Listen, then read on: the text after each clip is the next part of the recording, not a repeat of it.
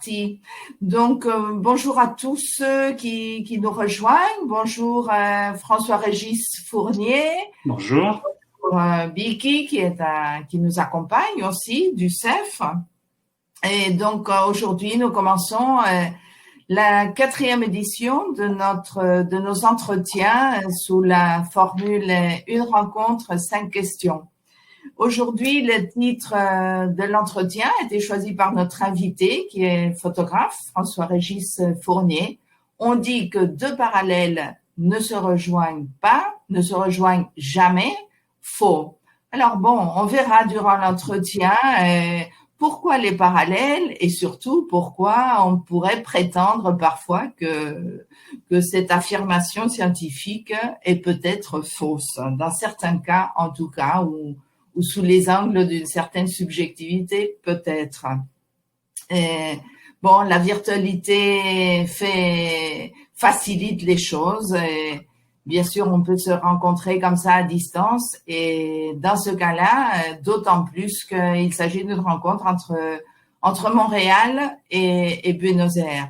Alors à Montréal, apparemment, il est 16h30 et il y a 1 heure de moins, donc c'était pas 1 heure de décalage, pas trop compliqué pour s'organiser. Et vous allez vers l'automne pendant que nous allons vers le printemps. Est-ce que les magnifiques feuillages de Montréal commencent à changer de couleur? Pas encore. Il faut qu'il fasse un peu plus froid et que la lumière soit un peu plus basse. Ça viendra dans 1 mois à peu près. Bon, alors on vous laisse profiter encore d'un peu de chaleur. Oui. Alors. Et de lumière surtout. Et de lumière. Oui. Bien. Alors, avant d'entamer le dialogue pour vous mieux connaître et pour découvrir plus en détail vos travaux, vos créations photographiques, je vais vous présenter brièvement. Donc, François-Régis Fournier, et vous êtes photographe depuis les années 1980. Et vous dites photographe d'architecture d'abord, mais vous faites aussi des créations liées à la danse, au théâtre, aux abstractions photographiques. Et vous avez une formation linguistique et littéraire. Vous avez enseigné comme professeur de français, langue seconde et langue étrangère. Et puis, vous avez aussi, en raison de votre intérêt pour les autres arts visuels, créé des centres d'exposition pour des artistes émergents, graveurs, sculpteurs, peintres, avec lesquels vous avez d'ailleurs créé une revue d'art visuel du Québec. Et depuis 2003, vous vous consacrez entièrement à la création photographique. Tout à fait. On ne va pas en dire plus parce que le dialogue va permettre d'en savoir beaucoup. J'ai gardé quelques secrets à vous révéler. J'espère bien. Voilà. Donc maintenant, on peut démarrer ce dialogue entre les 2 points extrêmes du continent. Du globe. Du continent, oui, et du globe par le fait même. Du globe aussi, bien sûr. Oui. Alors, bonjour François Régis. Bonjour à toutes et à tous ceux qui nous accompagnent. Et avant de commencer avec la première question, on invite donc le public à laisser ses commentaires et ses questions qu'on lira à la fin de l'entretien. Bon, alors pour la première question, on va se permettre de vous citer. C'est un extrait en fait d'un commentaire que vous faites sur l'œuvre noire de Marguerite Yourcenar. Et cet extrait, nous l'avons tiré de votre site internet, un très riche site internet dont on laissera les références après. Donc, je lis la citation. La prise de vue est une certaine capture d'un moment, d'une transpiration d'énergie imprimée dans un œil conscient.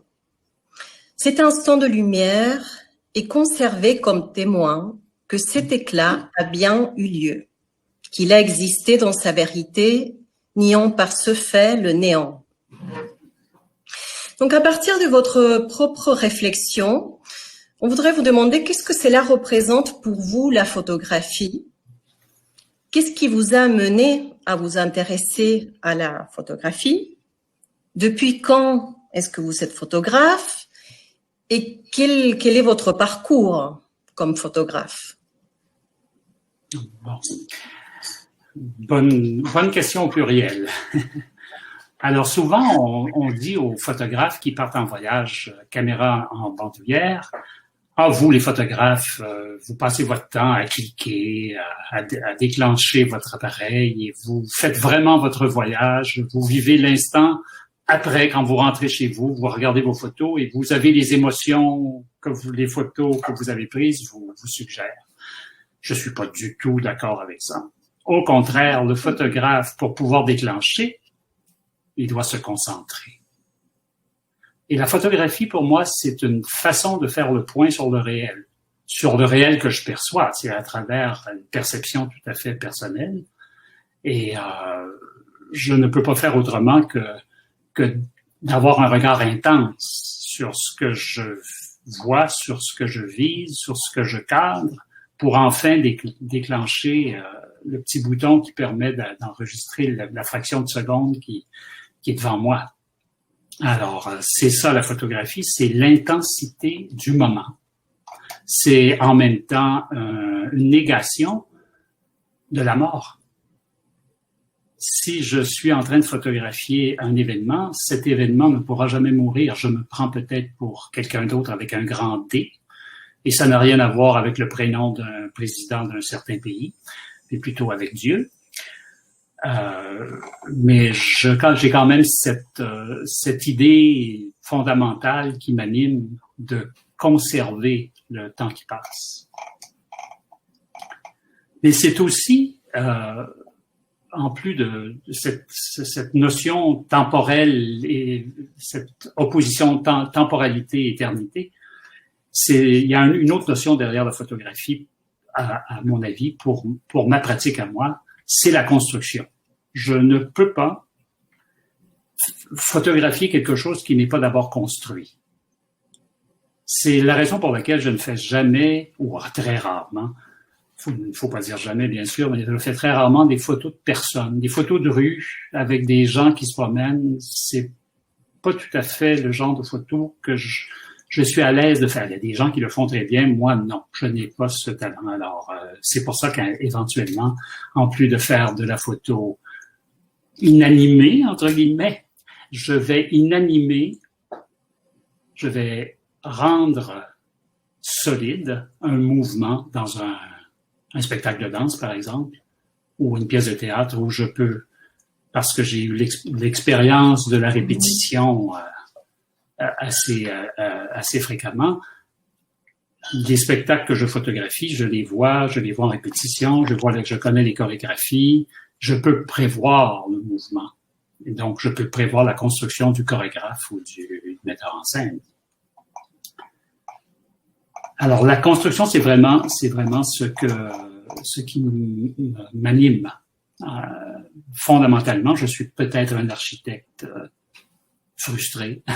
Je n'ai jamais été capable de tenir un crayon pour faire autre chose que d'écrire, mais certainement pas de dessiner. J'ai pris des cours de photo, c'est horrible. Donc, la photographie, ça fait tout à fait mon bonheur. Alors, commençons par une première photo. Changeons de souris.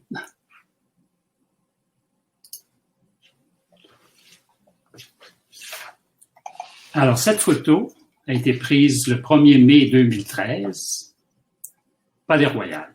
Belle journée, ensoleillée. Tous les Européens et même les Latino-Américains sont en congé. C'est le 1er mai. Il n'y a que le Canada et les États-Unis qui ne fêtent pratiquement pas le 1er mai. C'est remis au 1er lundi de septembre, la fête du travail et non pas la fête des travailleurs. Alors ici, c'est une photo à la française. C'est une photo à la Doisneau, à la Willy Ronis et quelques autres des grands photographes humanistes. Ça contredit à peu près toutes les règles de la photographie. C'est un contre-jour. Le centre est au centre. La lumière est devant moi. Je devrais être ébloui. Mais je pense que d'autres conditions font que, en niant les règles de l'art, j'ai permis à un événement de s'éterniser. Ce petit garçon qui court, un ballon à la main, il est le pendant de l'adulte à gauche qui vient de donner un coup de pied sur un ballon semblable. C'est le foot, n'est-ce pas? Alors, on est en présence ici de ce que Cartier-Bresson pourrait dire l'instant précis, l'instant qui nous permet de déclencher, d'attraper justement un moment d'éternité. Le pied gauche du garçonnet ne touche pas par terre. Quelques secondes, une seconde de plus, il était dans l'ombre à droite et une seconde de moins, il était toujours dans l'ombre à gauche. Et le fait de photographier une scène semblable le 1er mai, un jour ensoleillé, dans cette direction, c'est-à-dire le soleil face à moi, c'est quelque chose normalement, on ne fait pas. On devrait faire la lumière, on devrait avoir la lumière plutôt dans le dos pour avoir des ombres devant soi, ne pas être, derrière soi plutôt et ne pas être ébloui. Ici, grâce au moment, le 1er mai, la saison, on a les feuilles, de jeunes feuilles toutes vert pâle et qui laissent transparaître la lumière et qui nous permet d'avoir une dentelle sur le papier. Alors, pour moi, c'est une photo qui représente assez bien ce que je fais. Nature, parce qu'il y a les arbres et puis il y a tout ce qui nous apparaît de végétal autour. Humaniste aussi, quand même si je dis souvent que je ne fais pas de photos de personne. Et enfin, la base de mon travail, de travail architectural. Alors, comment je suis arrivé à faire ça? Vous me demandiez tout à l'heure, depuis quand je fais de la photo. Ma pauvre mère a dû accoucher de moi portant un appareil photo dans la main gauche. La pauvre. Parce que j'ai l'impression de faire de la photo depuis toujours. Je me souviens, je devais avoir 7 ans, 8 ans, avoir vu un appareil miniature dans une vitrine et j'ai eu le bonheur quelque temps après de recevoir cet appareil-là en cadeau. Et apparemment, j'ai commencé à voir le monde à travers le viseur. Voir le monde à travers le viseur, c'est nécessairement choisir ce qu'on regarde de façon plus étroite, de façon plus concentrée que de regarder un peu dans le vague, à gauche et à droite, en haut, en bas, être ébloui par la vision latérale. Alors apparemment, j'ai vraiment commencé très tôt à concentrer mon regard en face de moi. J'ai eu la chance de côtoyer un oncle qui était photographe, non pas de profession, mais un très bon photographe amateur qui allait tous les automnes avec sa femme en Europe. C'est un grand fanatique d'architecture gothique et romane. Et cet homme merveilleux, revenant chez lui, se projetait sur un des murs de son sous-sol. Il avait monté une mini salle de projection. Il se projetait les diapositives qu'il avait prises durant le voyage précédent. Et pour moi, c'était un éblouissement de voir en très grand sur un mur des photos d'images d'ailleurs, de pas chez nous, d'un ailleurs que je ne connaissais pas encore. Et l'été, au chalet où j'allais passer les vacances avec mon oncle et ma tante, mon oncle prenait des photos de tout ce qui était végétal autour. Alors, je l'assistais silencieusement. Et j'avais l'impression déjà que les activités qu'il faisait en étant photographe, que c'était des activités précieuses, importantes et essentielles pour je ne sais trop quoi, mais j'avais le sentiment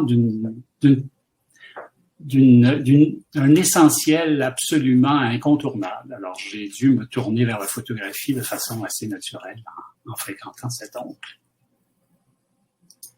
Je vais rester sur mon petit footballeur.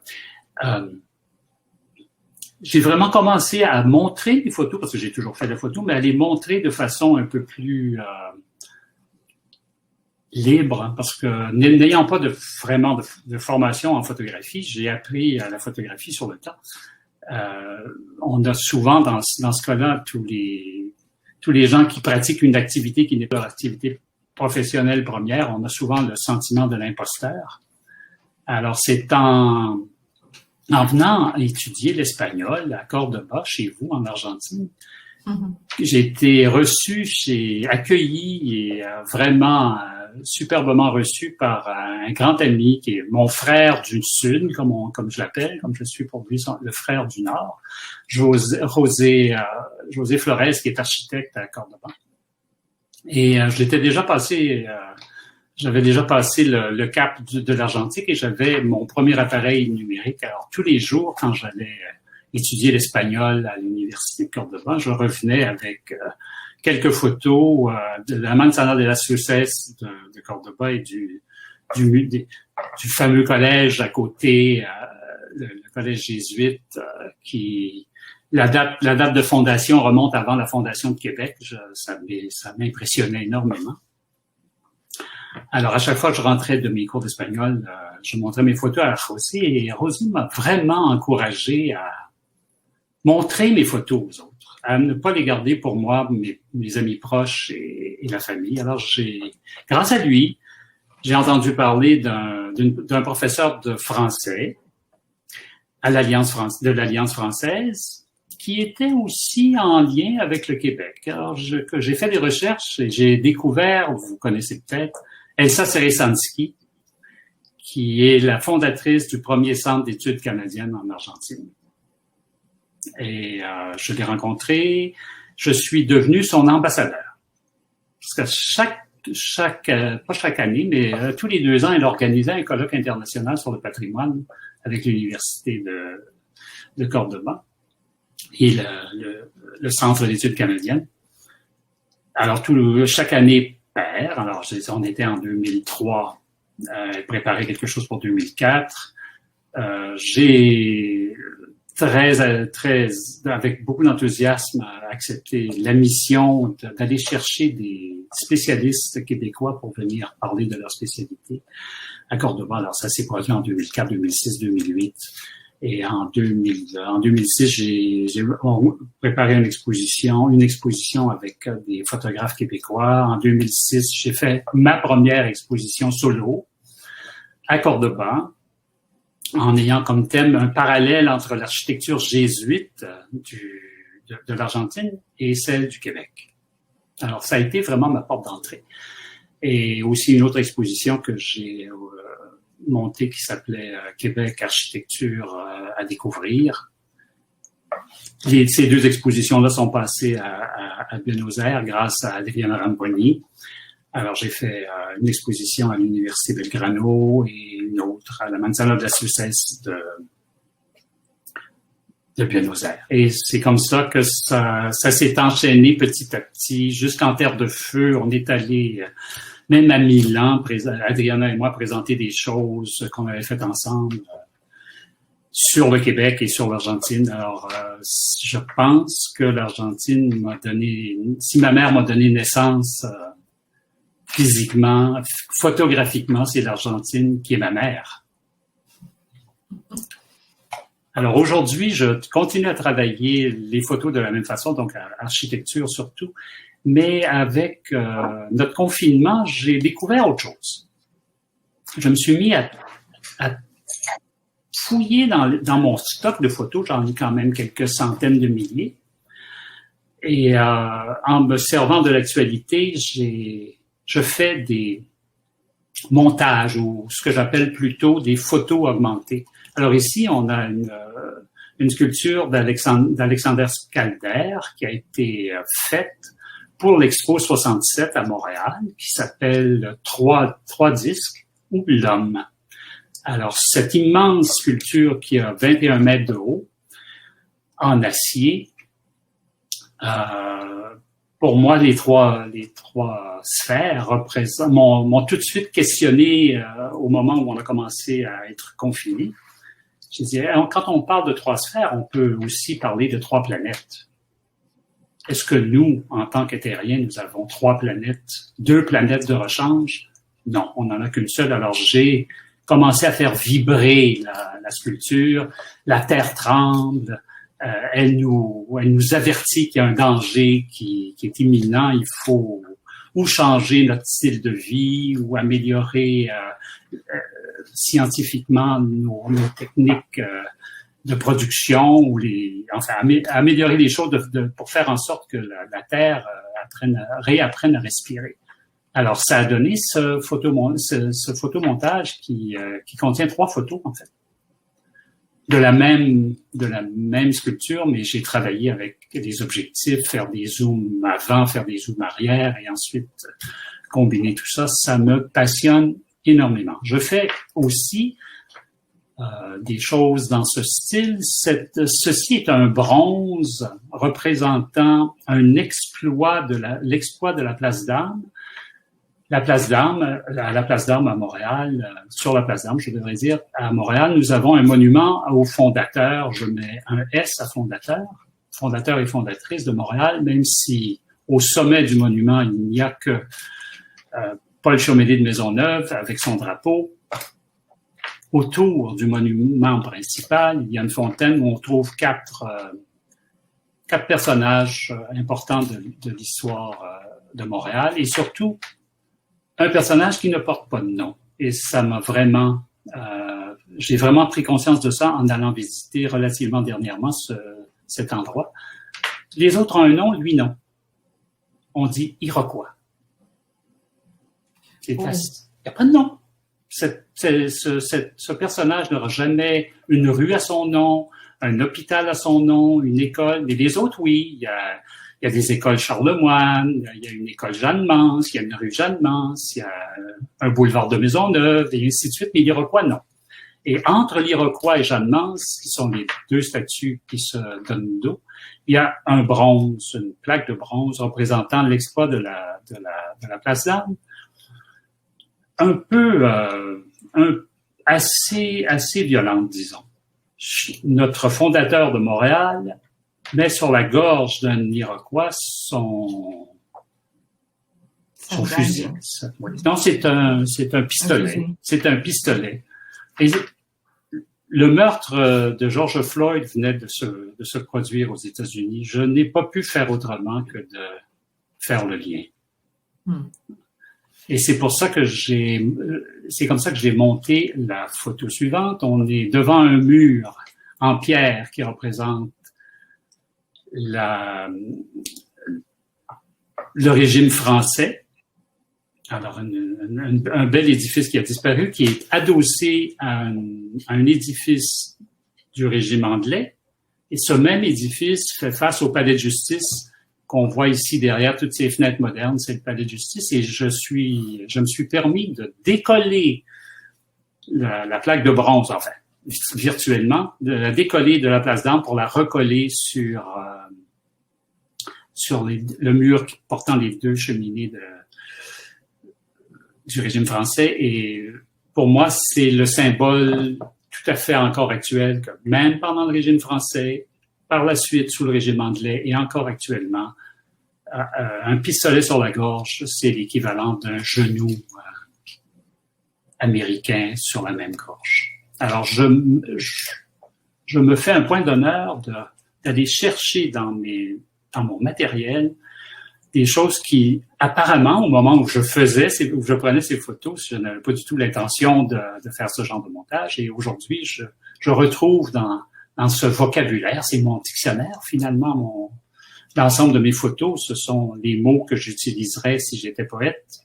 Et mes photos sont peut-être les phrases ou les paragraphes ou les vers que je pourrais composer.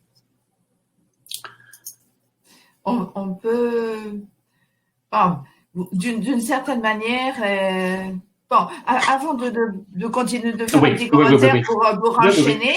D'abord, les salutations d'Adriana Ramponi. Ah oui.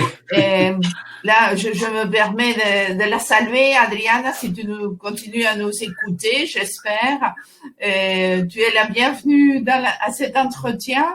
Et bon, on va expliquer après, tout à l'heure, plus avant, le travail que vous avez fait en commun, qui est important. Oui. Adriana est une ancienne prof du traductorat du Linguas. du Lenguas Vivas. Elle a été ma prof d'ailleurs, je peux le préciser. Et bon, on verra pourquoi. On la salue tout spécialement parce que vous avez fait des travaux en commun.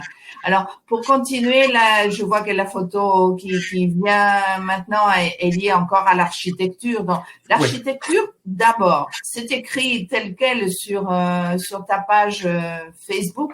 Alors, est-ce que tu pourrais nous dire ce qui t'interpelle spécifiquement dans justement l'architecture et plus en particulier ce qui t'interpelle dans la ville de Québec et dans la ville de Buenos Aires? Bon. La première fois que je suis arrivé, parlons d'architecture d'abord en général. Pour moi, l'architecture, comme je le soulignais au début, c'est l'incarnation de la pensée humaine. Ce qui m'intéresse dans l'architecture, c'est que quelques personnes, que ce soit les urbanistes ou les architectes, je mets ces gens-là dans la même catégorie, ce sont des penseurs de lieux d'habitation. Et l'architecture, une maison, un édifice, une tour, ce n'est qu'une sculpture en plus grand, finalement. Alors, comme j'aime bien tourner pas autour du pot, mais autour des choses, pour voir tous les angles, aller chercher... le photographe cherche toujours un point de vue un peu particulier. On essaie d'être pas nécessairement original, mais de faire voir un point de vue ou des points de vue qui ne sont pas habituels. Pour ma part, j'essaie de voir des choses qui me surprennent. Et si elles me surprennent en les montrant aux autres, j'espère qu'elles vont provoquer une émotion chez le spectateur. Alors, la construction, pour moi, c'est ce qu'il y a de plus intriguant, de plus interpellant pour l'esprit humain, comment quelqu'un a pu concevoir un édifice, en faire quelque chose de fonctionnel, mais en même temps quelque chose de magnifique à regarder. Alors, si je prends Buenos Aires et Québec, Québec, c'est quand même 6 fois plus petit que Buenos Aires en population. C'est tout petit. Et comme j'aime souvent dire, on est isolé au nord du continent. Vous êtes isolé au sud, mais vous avez quand même une côte qui est très longue. Vous allez presque de l'équateur jusqu'à la Terre de Feu. Nous, on est limité comme premier voisin. Ce sont des otaries et des phoques, hein. Du côté de l'Atlantique. De l'autre côté, bon, c'est un peu plus humain, disons. Mais on est dans une partie assez aride, entre guillemets, du continent comparé aride dans tous les sens, puisque on est une petite population, vous êtes très nombreux, donc vous avez subi des influences beaucoup plus variées, beaucoup plus importantes, des gens qui sont allés chez vous, vous avez envoyé de vos artistes un peu partout. En Europe, vous avez été influencé par les Espagnols, les Italiens, les Français et ainsi de suite. Donc, Buenos Aires, moi, la première fois que je suis arrivé, j'avais l'impression, contrairement à tout ce que je connaissais de l'Amérique, j'avais l'impression d'arriver en Europe. Et pour les Nord-Américains, plus exactement, surtout les États-Unis, quand eux viennent vers chez nous, remontent vers le nord et qu'ils arrivent à Québec, ils ont l'impression d'arriver en Europe. C'est une petite Europe, Québec. Hein. C'est bien sûr pour des Américains qui ne sont pas souvent allés en Europe, Québec peut paraître assez exotique. Alors, le rapport entre Québec et Buenos Aires, c'est ce rapport parallèle très important sur la différence, mais aussi comme je mets en parallèle les différences de style et les différences de vie, les différences, les ressemblances ressortent immédiatement, mais on les oublie. Et ce qui nous intéresse après coup, c'est vraiment les différences qui nous permettent de s'enrichir les uns les autres et de faire le parallèle entre les deux m'a toujours amené un plus grand bonheur et surtout d'aller montrer aux Argentins le Québec et montrer ici aux Québécois l'Argentine, c'est un missionnariat. Je serais jésuite et ce serait pareil. Hein? Alors, oui. On continue avec la troisième question. Mais avant d'entamer la troisième question, je voudrais encourager le public à écrire des questions pour François Régis. Donc, ces questions, nous les lirons à la fin, au bout de la 5e question que nous avons prévue. Vous vouliez montrer des photos en rapport? Oui, avec l'Argentine, et je vais approfondir le côté porteño, disons, de ma production. En 2010, à Québec, à la ville de Québec même, on a organisé pour la première fois un nouveau festival qui s'appelle Québec en toutes lettres, qui a été organisé par l'Institut canadien là-bas.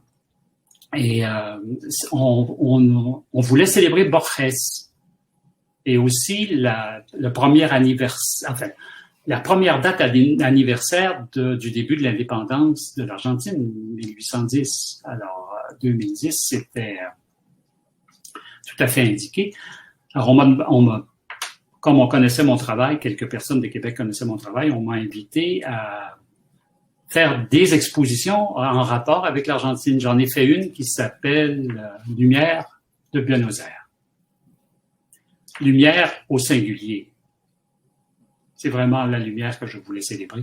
Alors, j'ai monté une série d'une vingtaine de photos sur Buenos Aires et une autre vingtaine de photos sur le parallèle. J'ai repris mon l'exposition que j'avais faite à Cordoba et à Buenos Aires sur le parallèle entre l'architecture jésuite d'ici et d'Argentine. Et finalement, la troisième exposition, c'était Fleuve, dont on va parler un peu plus tard. Et là, je voudrais vous montrer quelques photos de Buenos Aires, la lumière de Buenos Aires. Vous devez connaître cet endroit, la Avenida Florida. Oui. Alors, c'était des lumières naturelles et lumières artificielles. Alors, on a encore ici l'opposition ou le parallèle, plutôt, entre la nature et l'architecture. La nature de la lumière qui entre par la magnifique coupole et les trois lumières artificielles et ensuite encore plus dans mon style de photographie, la réflexion des images qui se dédoublent par le mur réfléchissant sous la coupole. Oui, là où on voit le regard singulier, non? Tu parlais de la question du regard tout à l'heure. Oui. Que on n'a pas l'habitude de voir, on voit souvent des photographies des coupoles de Buenos Aires qui sont très célèbres, mais on les voit de l'extérieur. Aussi. Ah oui, tiens, je l'avais pas vu. On va voir un regard bien particulier sur cette coupole. Oui, effectivement. Ici aussi, de l'autre côté de la Boca, on retrouve... La Isla Maciel, non? Pardon? La Isla Maciel. Ah, c'est... je ne pourrais pas vous dire le nom. C'est les entrepôts qui sont vraiment... J'ai la Boca derrière moi. Hein. Oui. Ce qu'on connaît habituellement de la Boca. Et ces couleurs ocre qui se reproduisent tout en horizontalité et ces silos immenses, couronnés encore par la même couleur, on sent une volonté d'esthétisme, même dans l'industriel. Oui. C'est assez intéressant. Ici encore, c'est une photo de nuit, bien sûr, comme évidemment. Il y a deux... Comment dire? On voit des lumières artificielles, bien sûr, qui s'irise. Vous connaissez certainement celle-ci, la fameuse statue de la Prensa avec son flambeau allumé au-dessus de ce qui est devenu, je pense, les bureaux principaux du ministère de la Culture de la ville de Buenos Aires. Mm-hmm. Et c'était quand même autrefois un édifice important de la presse. Mm-hmm. C'était un journal, non? Alors, on a l'ancien hôtel de ville, cette belle luminosité, même de nuit. Mais la lumière, la nuit, l'esprit qui réagit, qui surgit de la noirceur, c'est très bien. Je lis au passage le commentaire de Agustina qui nous écrit « La photographie peut rendre tout magique, c'est magnifique ». Oui. Et une dernière, parce qu'on va pas s'attarder, le temps passe, il est déjà 17h, 17h11. Et ici, j'ai voulu montrer le côté mémoriel de l'architecture argentine et particulièrement porteña. On conserve bien les éléments anciens qui sont suggérés ou conservés, même quand on construit des édifices dans un style plus moderne. Du côté, oui. Non, pardon. Victoria, pardon. Non, c'est bon. Alors, du côté québécois, ce que j'ai en 2014, oui, pour une semaine de la francophonie, j'ai eu l'honneur d'être invité à montrer des photos de Québec à Buenos Aires, à la législature de Buenos Aires. Alors, j'ai pris le parti de montrer que des ouvertures, des fenêtres surtout. Alors, ça s'intitulait en espagnol « Québec de par en par ». De par en par, oui, je dis bien. En français, je ne voyais pas comment on pouvait traduire. On n'avait pas besoin de le traduire en français puisque ça se passait en Argentine. Mais quand moi, j'ai voulu plus tard mettre ces photos-là sur mon site, je me suis dit comment je vais traduire ça en français. Je peux pas dire Québec de part en part, ça n'a pas de sens. Ça n'est pas. Alors, en me faisant aider par Adriana, bien sûr. Alors, on a intitulé ça Fenêtre sur le fleuve. Alors, l'allitération de part en part se retrouve un peu dans le titre en français par la répétition de fenêtre, du F de fenêtre et du F de fleuve. Alors ici, c'est mon appareil photo qui est la fenêtre sur le fleuve. Je suis sur le traversier entre Québec et Lévis. Il y a un traversier qui fait la navette entre les deux rives. Et en hiver, bon, ça donne des spectacles magnifiques. Bien rafraîchissant, pour le moins. Alors, je voulais montrer des choses un peu particulières aux gens de l'Argentine. Alors, en particulier, spécialement cette photo-ci, qui a été faite sur la rue Sainte-Ursule, un endroit que je fréquente assez souvent. Un restaurant marocain à Québec qui porte le nom d'un thé au Sahara à partir du très beau film qu'on a vu il y a quelques années qui est l'adaptation d'un roman connu dont j'oublie. En anglais, c'est Sheltering Sky, je pense, d'un auteur anglo-saxon. Ce qui est intéressant ici, c'est le rapprochement entre le Maroc et Québec, mais surtout, je ne sais pas si on le voit, si vous remarquez l'adresse, c'est 7,5 rue Sainte-Ursule. Je ne sais pas si c'est assez gros à l'écran, mais ici, à droite complètement de la photo, à côté de la fenêtre, on voit un petit ovale qui indique 7,5 Sainte-Ursule. Alors, on a une façon un peu particulière dans nos vieilles villes de dédoubler les adresses, vu que l'urbanisme original prévoyait certaines adresses à certains endroits. Si un édifice s'intégrait entre deux déjà prévus, on donnait des adresses. Il y a 7,5, 7 écarts. Il y a toutes sortes de fractions chez nous. C'est assez intriguant.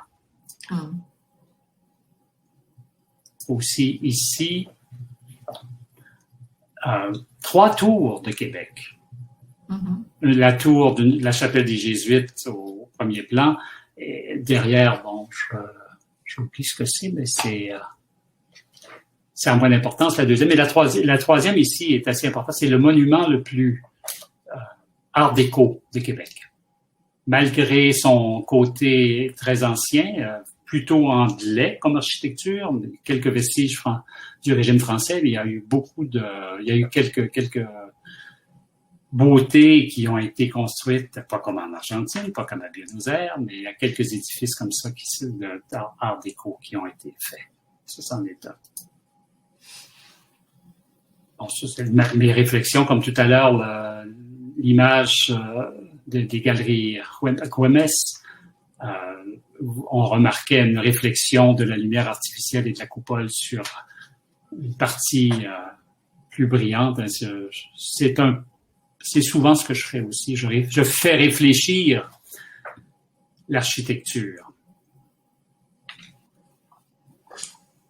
Et enfin, quelque chose de beaucoup plus moderne. Là, c'est vraiment une fenêtre sur le fleuve, à l'opposé de celle qu'on voyait au tout début sur le traversier entre Lévis et Québec. J'étais sur le bateau, là, je suis sur la terre ferme et je regarde vers le fleuve à travers une structure plutôt qui est à la mémoire des gens qui faisaient circuler les billes de bois sur le fleuve autrefois. Les draveurs, ceux qui marchaient sur l'eau finalement en se promenant d'une bille à l'autre pour les inciter à suivre le courant pour éviter les embâcles. Alors j'ai montré ce genre de photos à Buenos Aires. Ça a eu énormément de succès et d'impact. Et puisque vous parlez de l'eau, on peut maintenant vous poser une question sur le projet que vous avez justement réalisé avec Adriana Ramponi, que comme disait Béatrice, elle est traductrice, elle a été enseignante dans notre institution, elle a été professeure de traduction. Et alors, on rappelle le titre de cette rencontre pour laquelle vous avez choisi, c'est vous-même qui avez choisi le titre. Ce titre, on le rappelle, c'est « On dit que 2 parallèles ne se rencontrent jamais, faux ». Vous nous avez parlé tout à l'heure de vos séjours en Argentine, à Cordoba, de vos expositions à Buenos Aires, et vous avez réalisé un projet photographique au Rio de la Plata autour du thème de l'eau. Oui. Vous avez également développé au Québec, n'est-ce pas? C'est peut-être donc l'occasion de vous demander comment est-ce que se rejoignent ces parallèles, hein? Comment est-ce que vous tissez des liens à travers ces travaux entre les points extrêmes du continent américain. On a un nouveau spectateur. Oui, on a un invité. Je n'arrive pas à faire partir. J'insiste. Donc, ces 2 extrêmes pour ce projet de l'eau seraient tout au nord le fleuve Saint-Laurent, qui est connu aussi sous le nom de le grand chemin qui marche, n'est-ce pas? Et au sud, le Rio de la Plata. Alors, ce projet que vous avez réalisé avec Adriana Ramponi a abouti dans un film, n'est-ce pas, qui s'intitule Fleuve, raconte-moi, chante-moi, rends-moi la vie. Est-ce que vous pouvez donc nous parler de ce projet que vous avez mené avec Adriana? Oui, c'est un projet magnifique en 2000, que je ne dise pas de bêtises. Hein. Je pense que c'est en 2006, oui. Il y a eu, 2006, il y a eu un colloque, attendez, je vais retrouver ça ici dans mes notes. J'oublie le nom exact. En fait, une rencontre à Buenos Aires, organisée par la SAEC, sur l'eau. Ça s'appelait Agua Espejo de Vida, si je me souviens bien. Et on m'a demandé comme j'habite Montréal et que Montréal est une île, donc une ville entourée d'eau, on m'a demandé si j'avais quelques photos d'eau que je pourrais peut-être montrer à l'occasion de ce colloque. Bien sûr que j'en avais quelques-unes. Alors, j'ai commencé à faire une recherche parmi mes photos pour...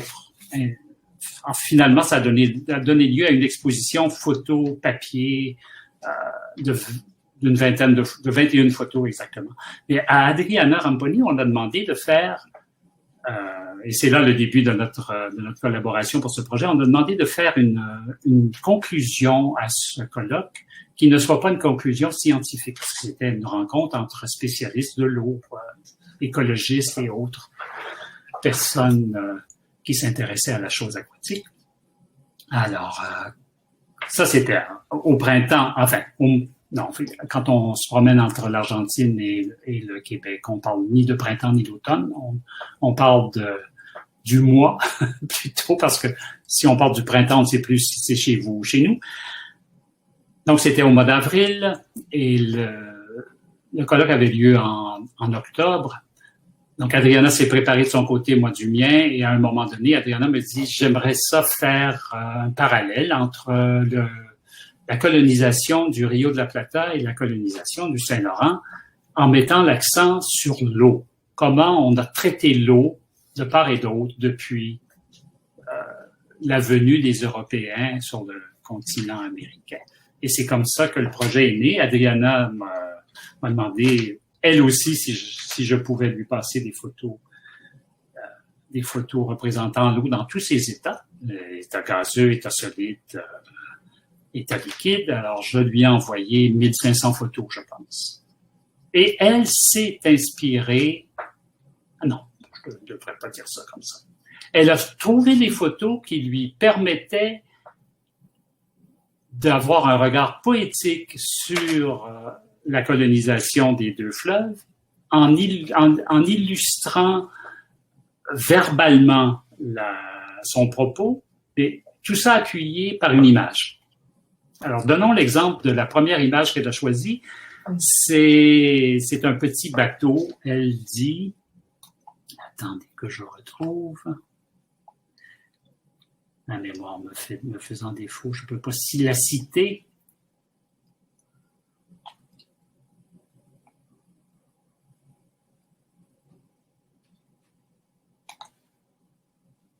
Voilà.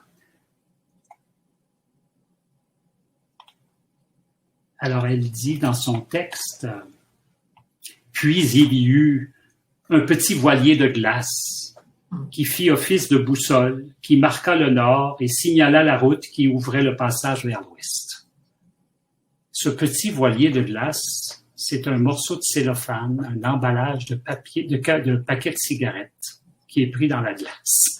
Alors, c'est tout à fait banal, et c'est grâce à la poésie d'Adriana que cette photo prend une valeur patrimoniale presque, pas pour ce qu'elle est, mais pour ce qu'elle représente. Alors, tout le texte, tout le film, tout le montage est fait dans cet esprit. Alors, c'est absolument poétique et impressionnant de la lire et de voir en même temps les photos comme la suivante.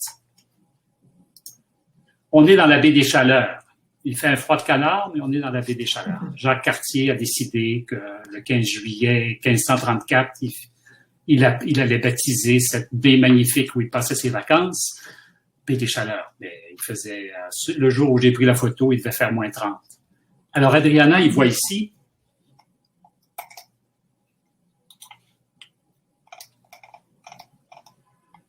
voir surgir les Amériques en attendant l'aurore qui s'ouvrirait sans doute au sud, lointain, à l'est d'une terre en flammes, dite de feu. Nous voyons la terre de feu du nord vers le sud ici, mais c'est une terre de glace. Un petit bout de glace dans la baie des Chaleurs qui est transformé en continent, c'est absolument phénoménal comme imagination de la part de notre ami. Sur une autre photo, Adriana a fait le texte en français et en espagnol en même temps. Parfois, elle était inspirée en français, parfois elle était inspirée en espagnol pour faire le texte. Ensuite, les ajustements se sont faits dans chacune des deux langues.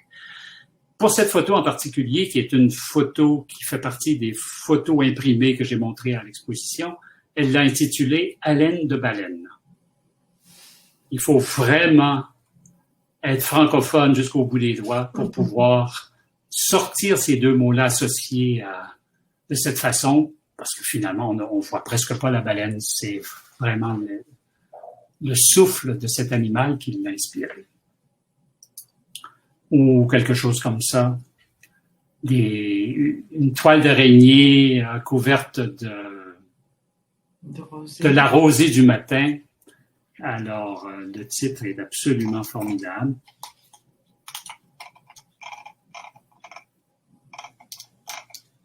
Et l'araignée tissa le jour à la sueur de sa toile. C'est beau en français, ça doit être merveilleux en espagnol. Ou encore quelque chose comme ça. Une glace très mince sur une eau qui s'égoutte, qui disparaît sous la glace parce que la glace est très, très mince, donc l'eau est encore très liquide en dessous et elle permet une certaine évaporation. Ô mémoire du bois qui fut, fourche ciselée sur miroir de glace. On voit la forêt qui se reflète sur l'eau et sur la mince couche de glace. Alors, quelque temps après, plusieurs années, pour passer à un autre projet que j'ai fait, mais cette fois-ci avec le Chili, j'ai fait une exposition à Québec en 2016, si je me souviens bien, que j'ai intitulé un désert en révèle toujours un autre. Vous avez continué là avec l'idée des parallèles. Du parallèle, toujours le parallèle. Mais là, on part au Chili, entre le Québec et le Chili. On passe la cordillère des Andes cette fois-ci. Mm-hmm. Quand je suis arrivé pour la première fois à Atacama et que j'ai vu ces étendues de sel, je savais pas où j'étais. Je suis tellement habitué à voir des surfaces blanches, glacées, que de marcher sur une surface blanche en souliers et qu'on entend le même genre de crépitement sous nos semelles, comme si on était sur de la glace, mais on est sur du sel, ça a tout de suite éveillé chez moi un sentiment d'étrangeté. Je suis chez moi et je suis ailleurs en même temps, dans le même genre d'environnement. Et j'ai donc, après le voyage, commencé à regarder mes photos de glace, en pensant que je pourrais peut-être faire un parallèle entre le désert de sel et les étendues de glace du Québec. Et j'ai trouvé dans ma mémoire visuelle des choses que que j'ai refaites sur place, parce qu'en revenant du Chili, j'avais le regard complètement transformé par les images que j'avais faites, par les lieux que j'ai vus au Chili. Alors, je ne pouvais pas revoir mes photos de glace avec un œil aussi détaché. Alors, ça m'a forcé à retourner le long du fleuve Saint-Laurent et à faire de nouvelles photos de glace, ce qui a donné quelque chose comme celle-ci. Où sommes-nous? Où sommes-nous? Nous sommes à côté de Québec, à Montmagny, à la marée basse, au mois de mars.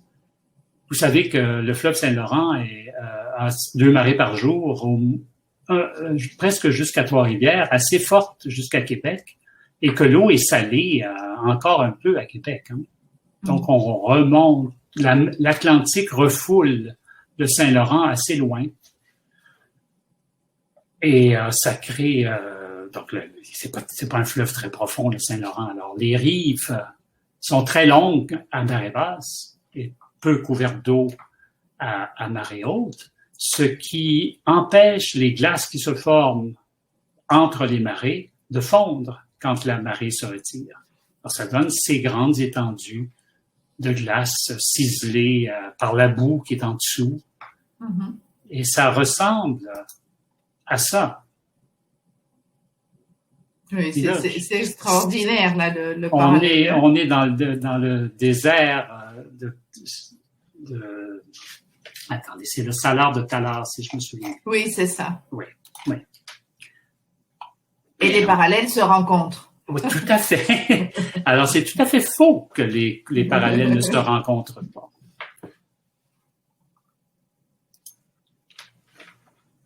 Ici, on est au sommet de la chute Montmorency au mois de janvier, où, à cause de la vapeur d'eau qui se dégage, même s'il fait très froid, il se fabrique des glaçons, on dirait un peu de la crème chantilly montée en neige ou une meringue. On voit ici les tout petits glaçons qui se forment, mais l'amont de glace fait tout à fait penser à ceci. On est au bord d'un lac salé au milieu du désert, au Chili. Alors, constamment, mon regard est appelé par ce genre de contrastes qui sont finalement des ressemblances. Mais si on les regarde objectivement, ce sont de très grandes différences. Il y a la glace d'un côté, le sel de l'autre. Alors, l'enrichissement visuel que mon œil subit, si j'étais toujours dans le même milieu, je photographierais toujours les mêmes choses et je me répéterais.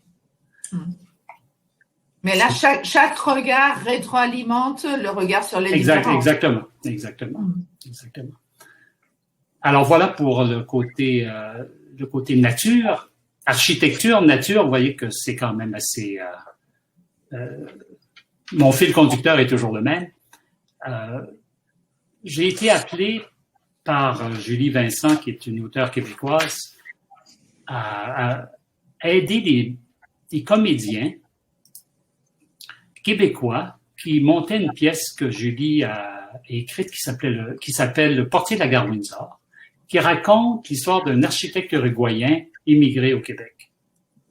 Elle m'a demandé, elle savait que j'avais déjà voyagé en Uruguay et en Argentine, elle m'a demandé, dans un premier contact, si je pouvais aider les comédiens à comprendre ce que c'était que l'architecture du Rio de la Plata.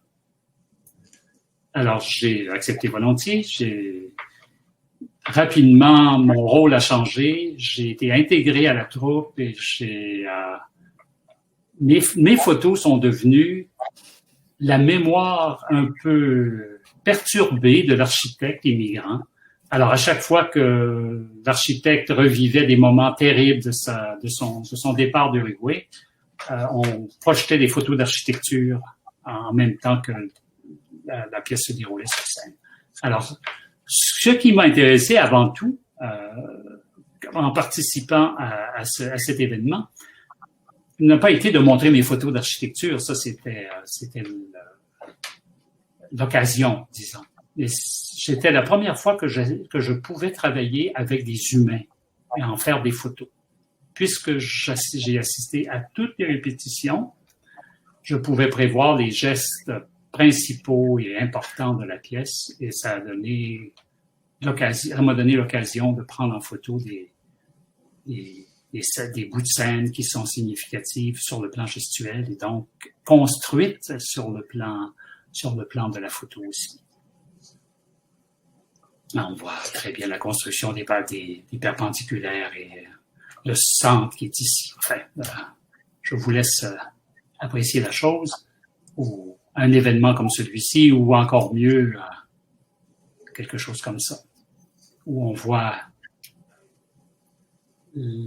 l'amoureuse qui quitte son amoureux et le déchirement que les deux vivent se ressent seulement par la position des deux corps. Alors, pour moi, c'est une recherche de la construction à ce niveau-là aussi. La possibilité de faire des photos au théâtre ou en danse. Ça se présente quelquefois. Alors voilà, ça c'est la deuxième pièce avec laquelle Julie m'a demandé de travailler. C'était un thème un peu différent du premier. Deux femmes, une jeune porteña conteuse qui vient perfectionner son art de conteuse à Montréal et elle rencontre une photographe plus âgée, québécoise, qui était en Argentine en 2001, au mois de décembre, et à qui il est arrivé des malheurs. Alors les deux personnages se rencontrent, la plus jeune et la plus âgée qui devient un peu son mentor et son soutien à Montréal. Alors ça s'appelle Soledad au hasard. Alors, on a eu une production à Montréal et à Buenos Aires aussi. Non, pardon, non, pas du tout. Excusez-moi, c'est la première portée de la gare Windsor qu'on a présentée aussi à Buenos Aires. Alors, j'ai fait quelques photos. Là, c'était vraiment, mes photos devenaient un personnage presque à part entière, puisque on évoquait le temps de l'Argentine en 2001 et les préoccupations de la jeune femme à Montréal. Donc, encore ici, on faisait un parallèle entre Montréal et Buenos Aires. On voit ici le métro de Montréal, la comédienne qui rentrait de temps en temps dans un écran circulaire, tubulaire plutôt. Alors, on projetait sur 3 écrans. C'est très intéressant sur le plan de la composition pour un photographe. Ce genre d'expérience, ce genre de... Alors, une photo étonnante ici qui est intégrée à la pièce de Soledad au hasard. C'est un autre parallèle entre Montréal et Paris cette fois-ci. En 1967, le métro de Paris a donné au métro de Montréal un décor classique du métro parisien. Alors, on a le métropolitain comme on aurait à Paris. J'allais vous demander si c'était un montage. Non, c'est un montage. C'est un montage, oui. C'est un montage, oui. Un montage de complicité entre le métro de Paris et le métro de Montréal. Alors, ça a l'air d'un montage et finalement, je fais des montages sur... Attendez qu'on voit... Voyons, on est dans la pièce de Julie. J'ai même projeté une image comme celle-ci qui devient une archive pour pour Buenos Aires. C'est la ligne 1 qui n'existe plus avec ces vieux wagons de bois qui étaient tellement magnifiques. Oui. C'était la station Piedras. Oui. À l'endroit le reflet, oui, du nom. Alors, pour terminer, je vous amène dans un montage que j'ai fait dernièrement. C'est le vieux métro de la ligne 1 à Montréal, dans un couloir du métro de Montréal. C'est une série de photos que j'ai superposées, découpées, pour prouver par A plus B que même si on est en parallèle, au moins on se rencontre et on se croise. Et on pourrait aussi prendre comme image encore plus organique le ruban des torsions de l'ADN. On constate deux parallèles qui s'entrecroisent constamment. Mm-hmm. Et l'ADN, c'est quand même la vie. Alors, faire le parallèle entre le nord et le sud avec des photos, ramener le nord au sud et le sud au nord, on aura peut-être de nouveaux humains qui se comprendront mieux au fur et à mesure de tous ces échanges. Merci François-Régis. Vous nous apportez la conclusion parfaite sur tous ces parallèles et comment ils nourrissent votre regard, ils construisent votre regard. C'était extraordinaire. Vous nous avez offert une exposition guidée. Et de pouvoir le partager, c'est encore augmenter la force du parallèle. Parce que le garder pour soi, c'est intéressant, mais c'est beaucoup plus stimulant pour chacun, comme pour le photographe, certainement, et j'espère pour les spectateurs, de pouvoir se projeter. Allons plus loin. Arrêtons de voir les différences et regardons plutôt ce qui nous unit que ce qui nous sépare. Biggie, je ne sais pas s'il y a peut-être une ou deux questions. Il y a quelques commentaires. Adriana, il y a 3 heures de personnes, d'histoire. Et une question aussi par là de Adriana qui dit est-ce que c'est le confinement qui vous a animé à la création de ces beaux textes qui accompagnent vos dernières photos folles et incroyablement parlantes? Le confinement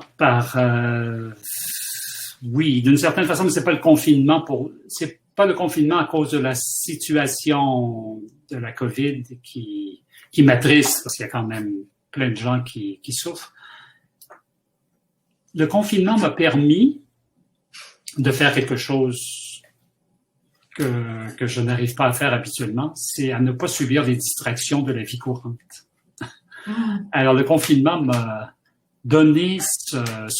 offert ce privilège de pouvoir me retirer un peu comme un ermite et de me laisser porter par mes montages, puisque les quelques textes que j'ai faits, j'accompagne quelquefois mes photos de textes qui me viennent après le montage.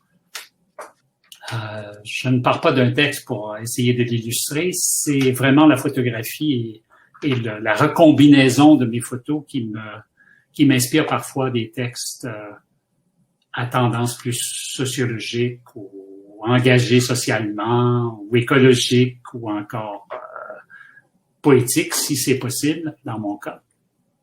Mais le confinement est l'occasion, certainement. Très bien. D'accord. Et est-ce que vous envisagez d'autres projets pour l'avenir dans cette direction des parallèles qui s'entrecroisent, qui convergent? Vous avez d'autres projets à venir? Pas vraiment, parce que si on me fait des propositions, je vais certainement réfléchir avec beaucoup d'intérêt, mais je n'ai rien de précis pour le moment. Pour le moment, je continue à faire mes montages. Ça pourrait donner lieu à une publication d'images et de textes ou une exposition, j'en sais rien.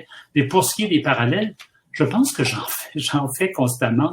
Je suis un peu comme, comment il s'appelait, celui qui faisait de la prose sans le savoir. Monsieur Jourdain. Monsieur Jourdain, c'est ça. Je cherchais son nom à ce cher Jourdain. Monsieur Jourdain. Qui faisait de la prose sans le savoir. Je fais peut-être des parallèles sans le savoir aussi. Pour moi,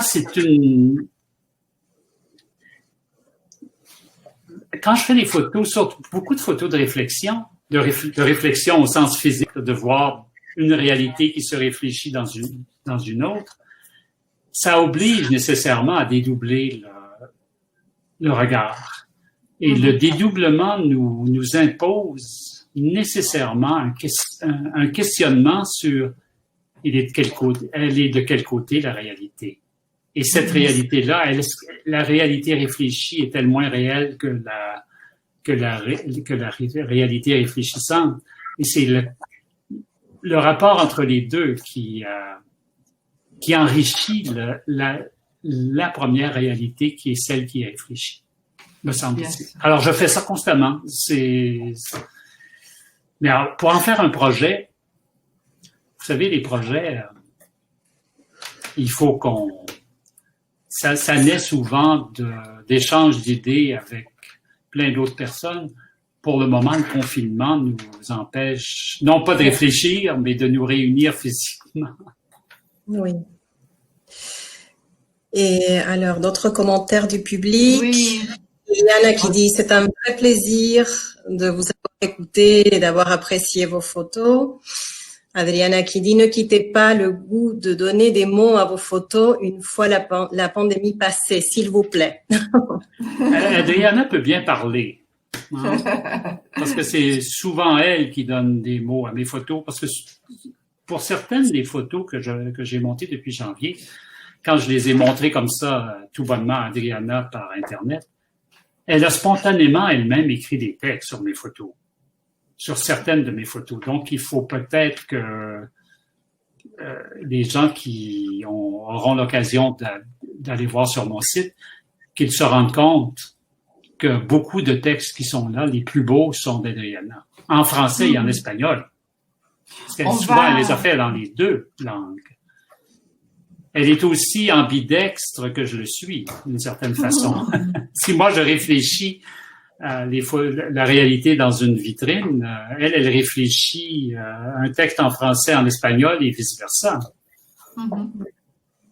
Une écriture à quatre mains, mais quatre mains ambidextres. Après, Susanna, elle vous remercie. Elle dit, merci Régis, des photos toujours magnifiques, des diagonales et des formes qui nous font rêver. Merci, merci. C'est Susanna... Susanna Ruiz. Ah, Susanna Ruiz. Ah, d'accord, oui, parce que j'en connais quelques-unes, oui. Mais... Susanna Ruiz. Alors, bonjour, Susanna. Merci du commentaire. Et on partagera... Bon, de toute façon, cet entretien, il va rester enregistré sur notre page Facebook.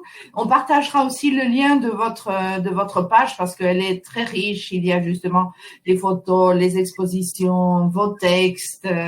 On y retrouve Zénon et ses réflexions sur le regard et plein de choses très, très riches.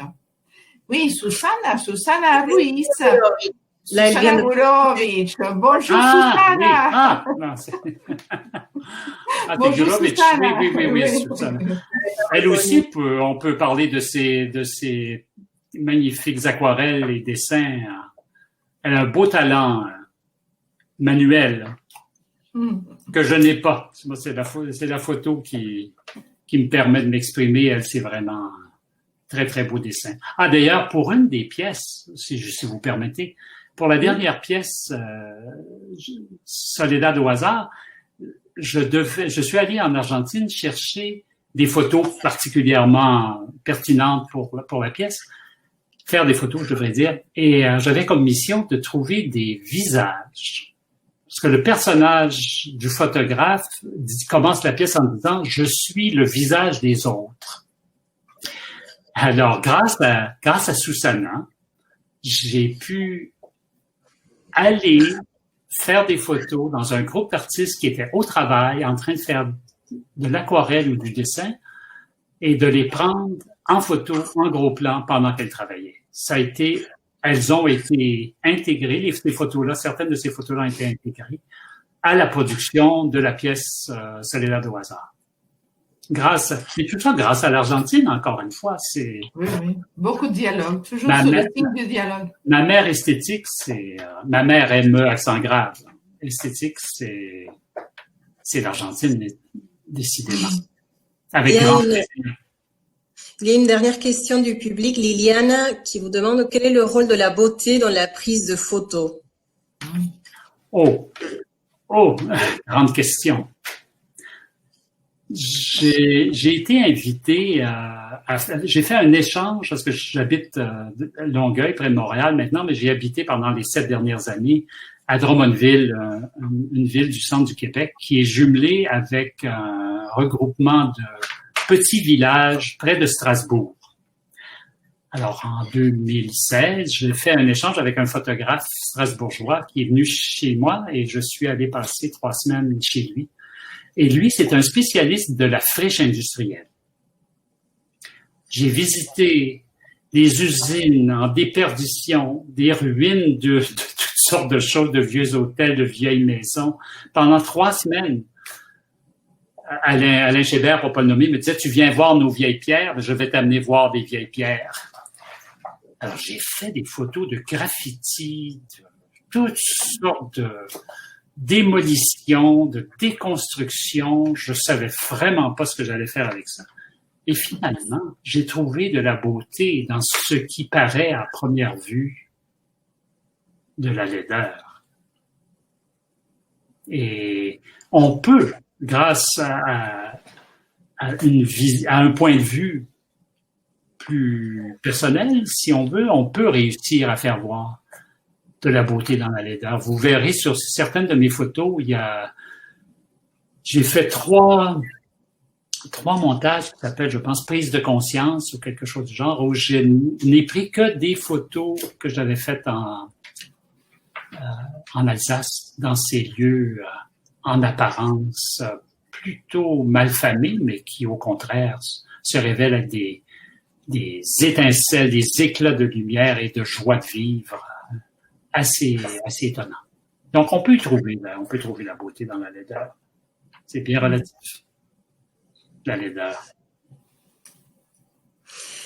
Agustina vous dit merci pour ce moment de partage si généreux et pour cette rencontre de réel. C'était extraordinaire.